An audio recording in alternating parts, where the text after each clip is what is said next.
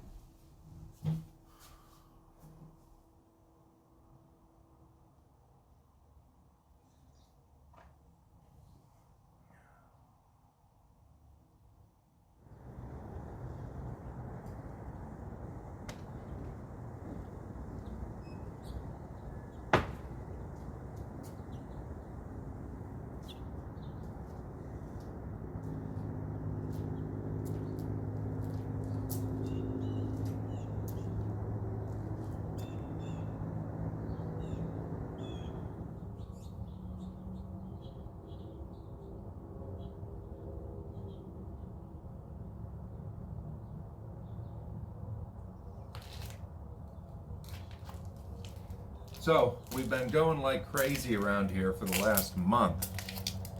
Mostly working on the rear elevation, getting the window tuned up, getting the interior side of the windows that we had put in done, trimmed out, primed.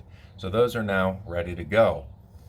And then turning attention to getting the siding ready for primer. And that's where we're at today.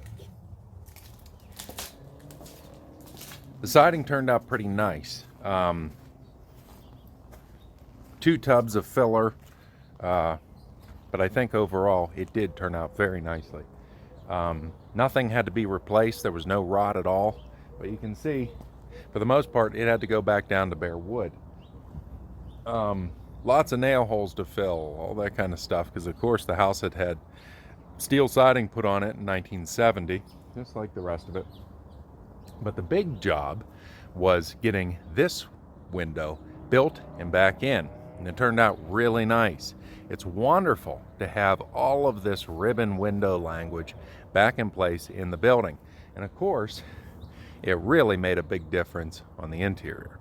The window that we had worked on last time, in the last episode, is done. Primer's in, all the trim's in, of course, and you can see the effect is pretty neat. Thursday, the glass should be coming in, so I should be able to get that installed here this coming week. Here in the master, it's the same thing. Of course, this one is finally in. I've been waiting for this for quite some time. It had been boarded up. Part of the window had been covered over at some point in its life, and it's just great to finally have it back to corner glass. Of course, the operable here in the corner, the fixed above it, and then the big fixed pane next to that. This is now all trimmed out, primed, and ready to go. So today, what I think we're going to get started on is getting the oil-based primer on the exterior.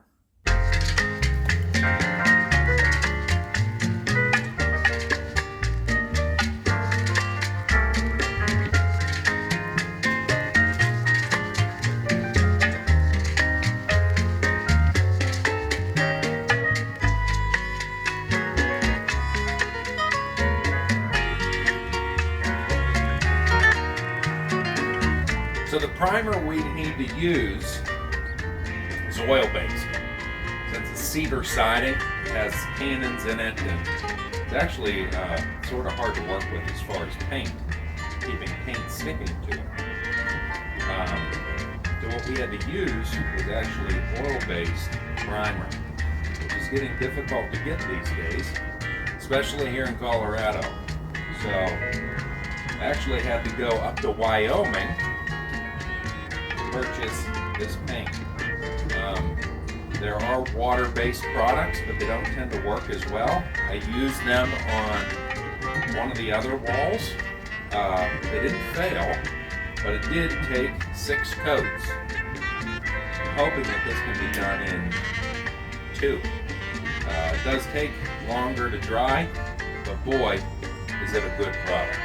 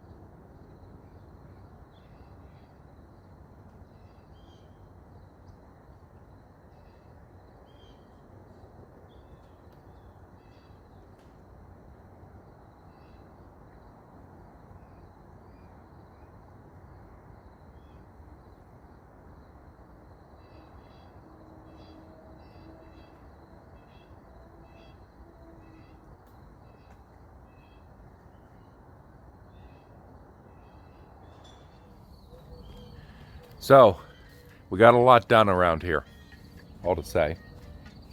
And I'm really happy with how nicely all of the exterior has come together. All the glass is back up in here. Had that set a few weeks ago. Sadly, I have to have this pane reset, and of course it's the biggest one because it cracked. You can see the crack very subtly going up there. Really a shame that happened. It cracked maybe an hour after he left, as soon as the sun hit it. Must have just been a factory defect, or maybe he put the stop in too tight in one of the corners. Regardless, it's now cracked. So, top coated everything. That's got 2 coats on it. Even went as far as to re-spray all of, the building acne, all the penetrations, all the stuff, the outlets, the electrical meter, all the internet cable coming in, and all that kind of thing. Got that all coated. Also did the stuff up on the roof.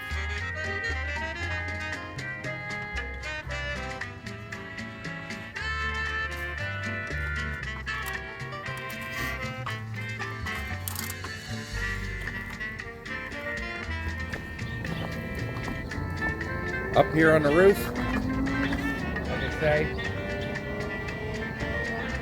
touched up, tuned up all the building penetrations. So re-illuminized everything, silver paint on all of the vent stacks. Everything that comes out of the roof is now fresh and clean. Sanded everything back down to bare metal, shot with primer, and then reshot it with this wonderful high heat paint. So it looks intentional. There was one abandoned vent over here that I was actually able to eliminate, so it cleaned up the look of things. And boy, does it look nice.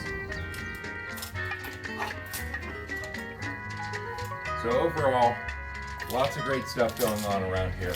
I was so happy to finally get the envelope done, aside from that one last piece of glass. Everything else is complete. So now we can start to move on to the garden walls. And we've got we've got 3 outdoor rooms that are pretty significant that'll be enclosed by walls. And it was part of the original design. And when you look at the 1956 aerial, you can see a number of garden walls around the models. Also in the renderings, you can see some patios and garden walls informing them. So it's something that's part of the language of the house. However, I have no idea what was actually built at any of these. So that'll be our next thing, getting these garden walls in, and maybe even getting the driveway in before the snow flies.